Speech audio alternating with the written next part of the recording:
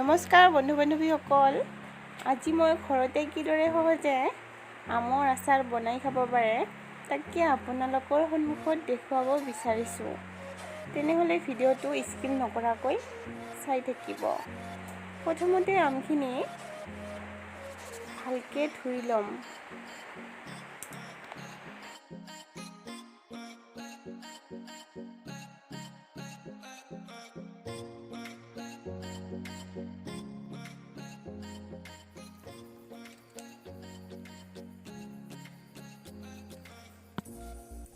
এতিয়া আমখিনি ভালদৰে ধুই লোৱা হৈ গ'ল।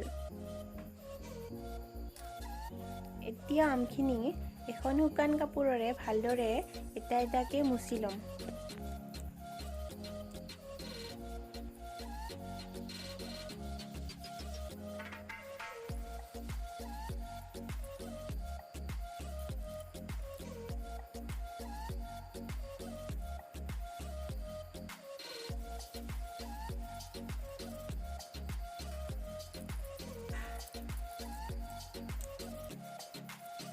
এতিয়া আমখিনি ভালদৰে মুচি লোৱা হৈ গ'ল।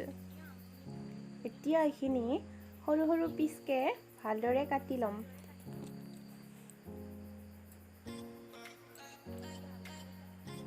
প্ৰথমতে এইখিনি পেলাই ল'ব লাগিব।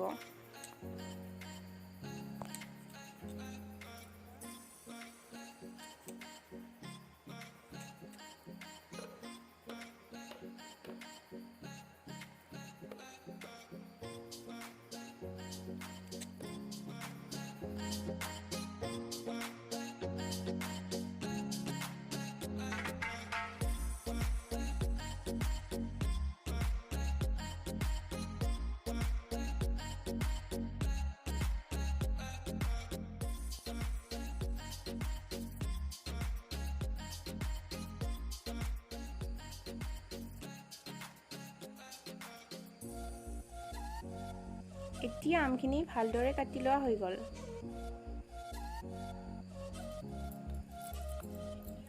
এতিয়া ইয়াতে হালধিৰ গুড়ি মিহলাম।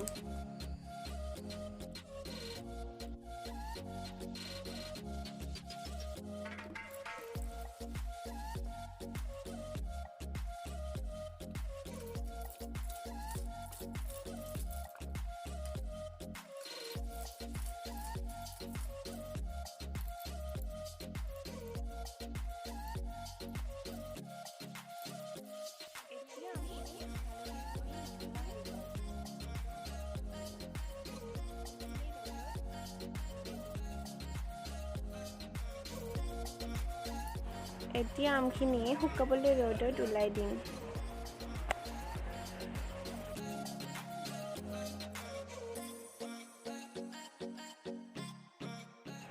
6 ঘণ্টা পিছত আমখিনি ভালদৰে শুকাই গৈছে। এতিয়া কেৰাহীখন গৰম দি দিলোঁ।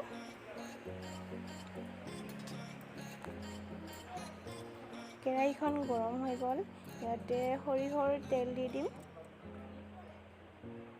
তেলখিনি অকণমান বেছিকৈ দিব লাগে।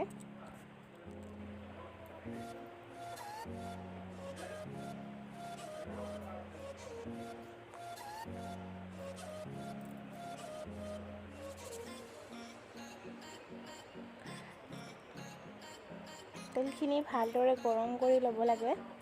এতিয়া তেলখিনি গৰম হৈ গ'ল। প্ৰথমতে তেলখিনি নিমখ দি দিম।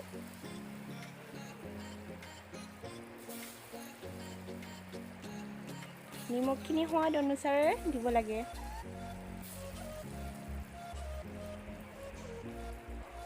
আৰু ইয়াতে পাঁচফোৰণৰ গুড়ি দিম।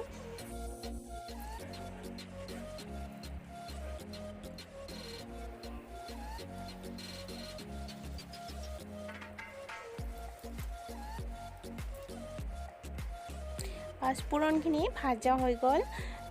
এতিয়া আমখিনি দি দিম।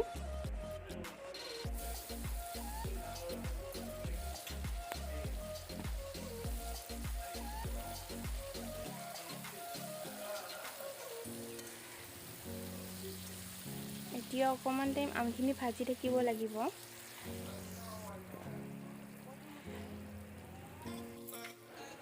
আৰু গেছটো অকণমান কমাই ল'ম। আৰু ইয়াতে জিৰাৰ গুড়ি দি দিলোঁ।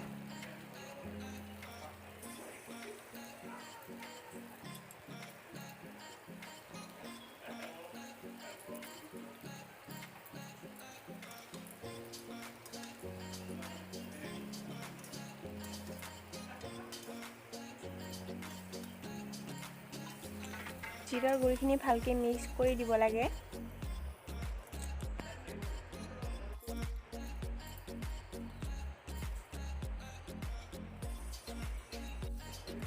ইয়াতে শুকান জলকীয়াৰ গুড়ি দি দিম।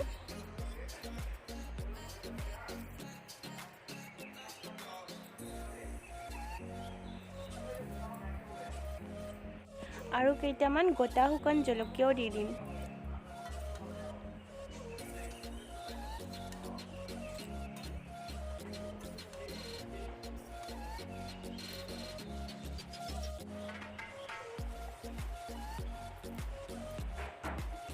আৰু ইয়াতে কাশ্মীৰী লাল নামৰ জালুকৰ গুড়ি দি দিম।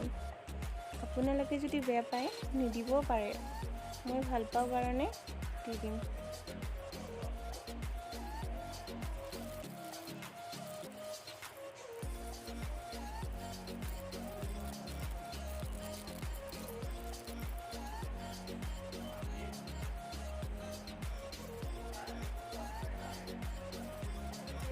আৰু এইখিনি এতিয়া ভালকৈ মিক্স কৰি দিম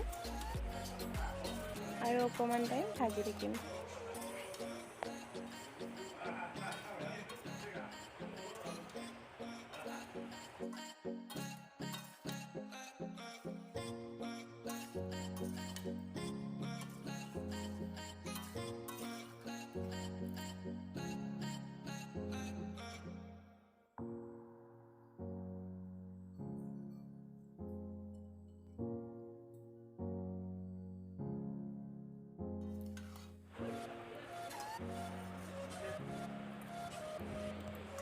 এতিয়া আমখিনি ভাজা হৈ গ'ল।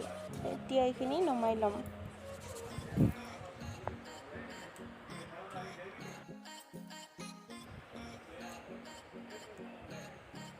আমখিনি যিটো সাঁচত নমোৱা হয় সেই সাঁচটোত অকণমানো পানী থাকিব নালাগে। ভালদৰে প্ৰথমতে মুচি ল'ব লাগে, তাৰপিছত নমাই ল'ব লাগে।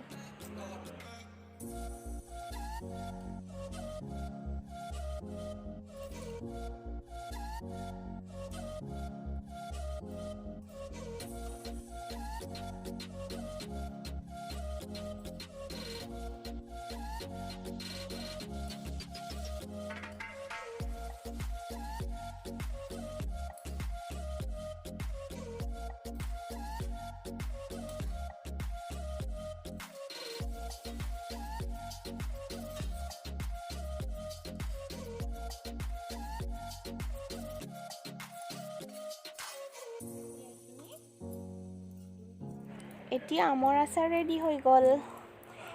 আৰু 3 দিনৰ কাৰণে এনেকৈ এইটো সাঁচতে ৰাখিম আৰু দিনটোৰ কাৰণে ৰ'দত ওলাই দিম।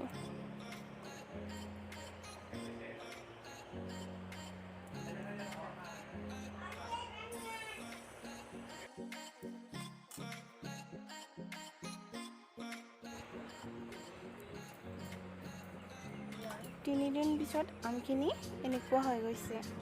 এতিয়া ইয়াতে আচাৰত দিয়া ভিনেগাৰ পায়, সেইটো দি দিম। আপোনালোকে যদি বেয়া পায় নিদিলেও হয়। বেছিকৈও দিব নালাগে, 2 বা 3 মুখুৰা দি দিলে হ'ল।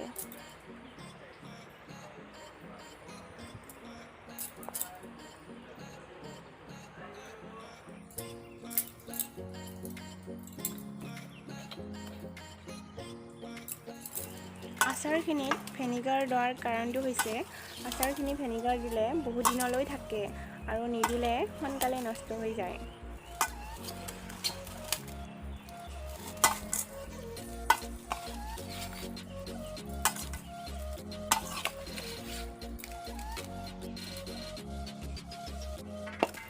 আৰু মোৰ ভিডিঅ'টো চাই যদি ভাল লাগিলে লাইক, শ্বেয়াৰ, কমেণ্ট কৰিব।